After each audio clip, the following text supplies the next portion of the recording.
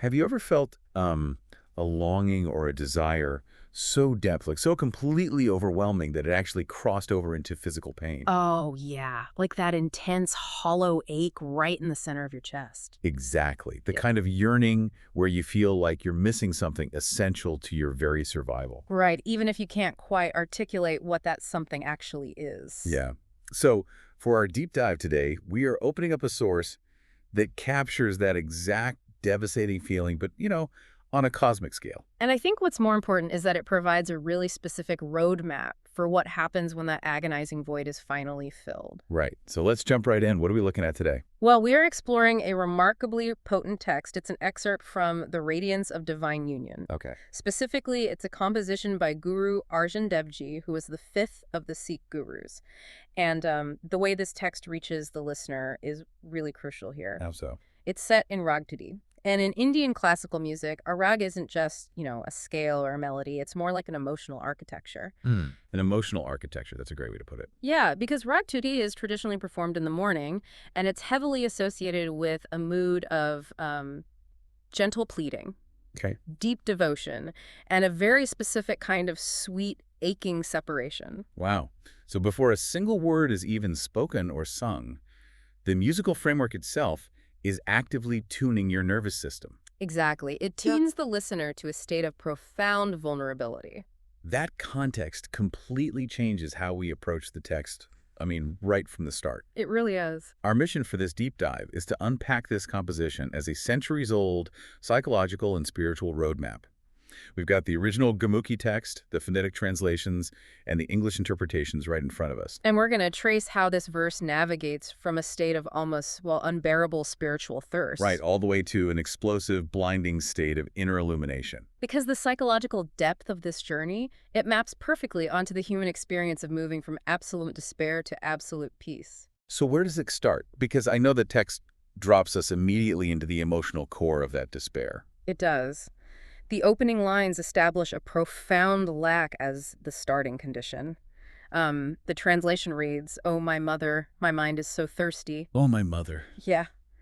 "I cannot survive, even for an instant, without my beloved. My mind is filled with the desire to behold the blessed vision of his Darshan." The speaker doesn't say, I am feeling unfulfilled today, or I'm looking for a greater purpose. Right, it's not a casual complaint. No, the speaker literally says, I cannot survive, even for an instant. It's framed as an existential emergency. Totally. But looking at that very first phrase, oh, my mother, that really stands out to me. When we're dealing with this grand cosmic longing, invoking a mother feels surprisingly, small, domestic. I get what you mean, but why start a theological text with a cry to a mother? It actually strips away all the spiritual pretense. Oh, interesting. Yeah, crying out to a mother is the ultimate universal human reflex of seeking comfort when you're in distress. Like when you're sick as a kid. Exactly. When we are entirely stripped of our defenses, when our intellect fails us, or, our ego collapses under the weight of suffering, we revert. We revert to our most primal state. Right. We call for the person who gave us life. So by opening the composition this way, Guru Arjan Dev Ji is making it clear that the speaker is not approaching the divine as some learned scholar. Or like a stoic philosopher who has it all figured out. Exactly. The speaker is approaching the divine as a helpless child who is fundamentally parched. That makes the longing so much more tangible. If we map this to a feeling most people have experienced, it's kind of akin to the most severe form of homesickness. Oh, for sure. Or like the acute breathless phase of heartbreak. Yes, where the absence of that person doesn't just register as sadness. It registers as a physical lack of oxygen in the room. You literally feel like you cannot survive the next minute. Right. And the text says, this thirst is specifically for Darshan. What does that mean exactly? So Darshan is a complex concept. Yeah. It's often translated as a blessed vision or a glimpse at the divine, but that translation is honestly a bit flat. Darshan implies a mutual beholding. Mutual beholding. Yeah, it's not like standing in an art gallery looking at a beautiful painting. It's stepping into the presence of the beloved, seeing them, and crucially, being entirely seen by them in return. Oh, wow. So it's the ultimate state of connection. Exactly. There's a structural marker right after this opening plea that seems really important. The pause. Yeah. Right after the speaker establishes this agonizing thirst, the text includes an instruction pause, or in the original language, rahaau. Right, rahaau. It's essentially a built-in stage direction for the poem, isn't it? It is. In this musical and poetic tradition, the rahaau is the refrain. It represents the core thesis that the reader or listener is meant to hold on to. Like an anchor. Exactly. You're meant to constantly return to it. Placing the rahaau right at this moment of intense, uncomfortable longing is a deliberate instruction. So it tells the listener that this painful thirst is the necessary baseline. You don't get to skip over the longing to get to the enlightenment. You have to acknowledge and actually sit with the sheer emptiness of that void first. Man, so the pain isn't a roadblock on the spiritual journey. It's the engine starting. That's a great way to look at it. But obviously, a roadmap needs to lead us out of the agony at some point. If this devastating thirst is the illness, the text abruptly shifts to provide the medicine, right? It does. The emotional cry turns into a highly specific, actionable mechanism. Okay, lay it on me. The composition moves into the method of purification. It reads, I meditate in remembrance on the name of the Immaculate Creator Lord. All the sins and errors of my mind and body are washed away. Oh. The perfect supreme Lord God, the eternal, imperishable giver of peace spotless and pure are his praises. Hold on, let me push back on this a bit. Here, go ahead. The text says that by meditating in remembrance on the name, all the sins and errors of the mind and body are just washed away. To someone outside this specific tradition, that sounds a bit like a mechanical cheat code. Does just repeating a word really act as a spiritual reset button? Yeah, that's a super common hurdle when translating these concepts into modern English. It just sounds too easy, you know? Well, remembrance and name in this context do not mean the rote, mindless repetition of a syllable. It's not a magical incantation. Okay, so what is it then? Name represents the essence, the active presence, and the ultimate truth of the Creator. So to meditate on the name is to completely and continuously orient your entire consciousness toward that flawless reality. Ah, let me see if I can map this to a more modern, maybe technical framework for you, the listener. I'd love to hear it. If a human mind in this state of existential distress is basically a corrupted hard drive. Oh, I like this. Right. It's full of the glitches, bugs, and destructive loops that the text calls errors of mind and body. Yeah. Would meditating on the Immaculate Creator be like running a top-tier virus scan? Like you focus on the pure code to clean out the corrupted files? It's close. But a virus scan simply isolates and deletes bad files, right? What name does in this framework goes much deeper. Deeper how? It's more akin to completely overwriting the operating system. Look at the specific contrast the text sets up here. Okay. The human mind and body are inherently perishable. They fluctuate, they degrade, they make errors. But the text describes the Lord as the eternal, imperishable giver of peace. And it emphasizes that his praises are spotless and pure. Exactly. So by focusing on the imperishable, the perishable mind starts to stabilize. Yes. There is a real psychological principle at play here. What you place your profound attention on, your mind begins to mirror. Oh, wow.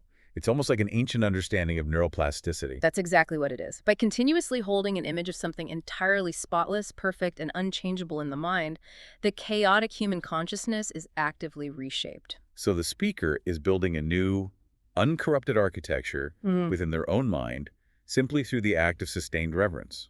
Beautifully said. The meditation is actively stretching the mind's capacity. But, as the text transitions from this internal work to the actual moment of fulfillment, there's this fascinating shift in the mechanics of the journey. You noticed that too. Yeah, in the stanza we just discussed, the speaker was doing all the heavy lifting. I meditate, I remember.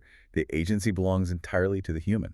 Right. But the very next lines introduce a paradox. The dynamic completely changes. The text reads, "By the grace of the saints, my desires have been fulfilled. In his mercy the Lord, the treasure of virtue, has met me." So the agency is suddenly external. Exactly. It's no longer about the speaker's relentless meditation. It's the grace of the saints and divine mercy that actually bridge the gap. Right, that's what fulfills the desire. But if human effort, the meditation and the rewriting of the mind's operating system, is what prepares the individual, why isn't that effort enough to trigger the ultimate peace? Well, this touches on one of the most enduring tensions in spiritual philosophy, the interplay between personal effort and divine grace. They usually seem at odds. Right, but the text insists that both are non-negotiable. The relentless meditation, the agonizing thirst, the overwriting of errors, that is the necessary preparation of the vessel. You have to scrub the cup clean. But a clean cup doesn't spontaneously generate water. Exactly. It's kind of like training for an ultramarathon. Oh, yeah. How so? You could do all the grueling prep work. You log the miles, you dial in your nutrition, you mentally prepare for the pain, Right. you are maximizing everything within your human control. Right. But when your body hits total failure at mile 40, all that preparation just means you're capable of continuing if someone on the sidelines hands you a cup of water or helps you back to your feet. That's a perfect analogy. The preparation was entirely yours, but the actual survival of that moment requires a localized act of grace. And the text is highly specific about where that localized act of grace originates. From the saints. Right, by the grace of the saints. Before the speaker even mentions the mercy of the Creator, they point to the spiritual community. Wow, so the ecosystem of enlightened beings. Yeah, those who have run the marathon before, they act as the bridge. This journey is not designed to be a solitary conquest. The grace of the spiritual community supports the exhausted runner. Yes. And only then does the text say, "In his mercy the Lord, the treasure of virtue, has met me." You know that phrase, treasure of virtue, is doing a lot of heavy lifting. How do you mean? When you think of a treasure, you don't think of something that is newly created out of thin air. You think of something inherently valuable that has always existed, but was buried or locked away. Oh, that's a really sharp observation. Calling the divine presence a treasure implies that the capacity for this union was inside the speaker all along. It just required the combination of grueling effort and external mercy to unlock it. It reorients the entire pursuit. Mhm. Ultimate spiritual fulfillment isn't a prize you forcefully extract from the universe by meditating harder than everyone else. Right. You purify the mind, you express the desperate raw thirst, but the final culminating union is a gift. It's a meeting. So what is the fallout of that meeting? We started this deep dive with a mind so starved and desperate, it felt it couldn't survive another instant. Right, a really dark place. When that internal treasure is unlocked, what does the resolution actually feel like? This brings us to the climax of the text, and I gotta say, the imagery used to describe this ultimate fulfillment is staggering. It really is. The aftermath of the union is described in the final lines. It says, "Peace and tranquility, poise and pleasure have welled up within my mind. Millions of suns, O Nanak, illuminate me." Millions of suns. Yeah, That imagery is wildly paradoxical when paired with the first half of that sentence. it is, isn't it? Usually when we conceive of a sun, we think of blinding, chaotic heat. We think of burning, immense destruction, like an energy so massive it would vaporize anything that gets near it. Exactly. Yet the text pairs this explosive, violent, cosmic imagery directly with words like peace, tranquility, and poise. The contrast is deliberate. It's meant to shock the listener's imagination. Think back to the starting point of this text. The dark, agonizing void. Right. Desperately thirsty for a single drop of relief. The answer to that thirst isn't just a sip of water to calm the nerves. The speaker is entirely submerged in an ocean of light. Wow. The illumination of millions of suns represents the absolute, irreversible shattering of all ignorance, doubt, and darkness within the mind. It really evokes the mechanics of a fusion reactor for me. A fusion reactor. Okay, break that down. Well, you have a core containing unfathomable stellar energy, literally the power of stars. In a vacuum, that energy is pure destructive chaos. Right, it would just melt everything. Exactly. But when the magnetic fields are perfectly aligned, that immense energy is contained in a state of perfect, stable equilibrium. Oh, I see where you're going with this. It is the most powerful force imaginable, yet it operates with absolute poise and tranquility, exactly as the text describes. That's brilliant. The speaker's mind hasn't just been given a nice calming thought. Its capacity has somehow expanded to safely house the energy of millions of suns without burning up. And the reason that reactor remains stable is directly tied to the earlier steps in the roadmap. Because of the meditation. Yes.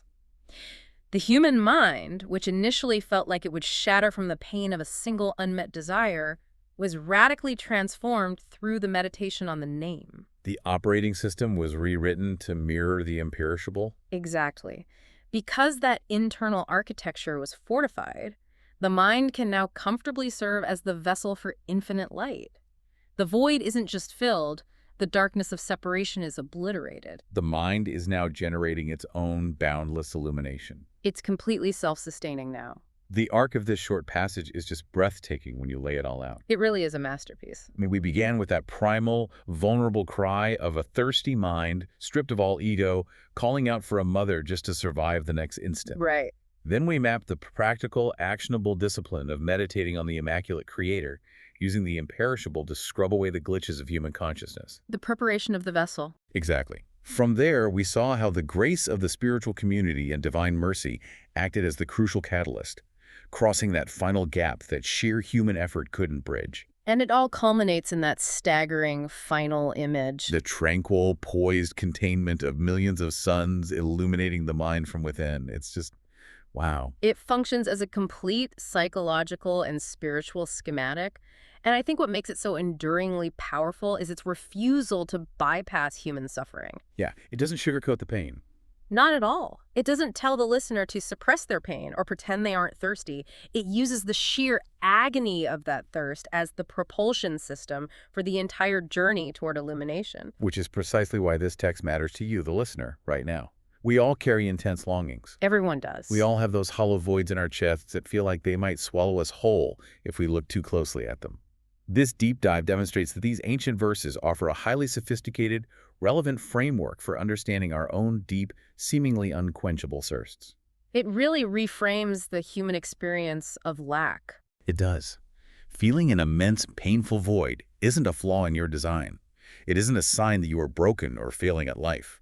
It's the necessary, agonizing first step on a journey of profound expansion. It demands that we reconsider the purpose of our discomfort. The deep ache of longing is not a punishment. It's the friction required to expand the vessel. Which leaves me with a final thought for you to carry into the rest of your day. Consider the entire progression we just explored. The sheer desperation and agonizing thirst at the very beginning of the text were exactly what created the capacity in the speaker's mind to safely hold the blinding light of millions of suns at the end. Right. If that is true, how might we rethink our own deepest, most painful unmet desires? Could it be that those empty voids you feel inside aren't actually empty spaces at all? That's a powerful question. What if, right now, the pain of that longing is simply the feeling of a vast space being actively carved out, preparing you to hold your own future illumination?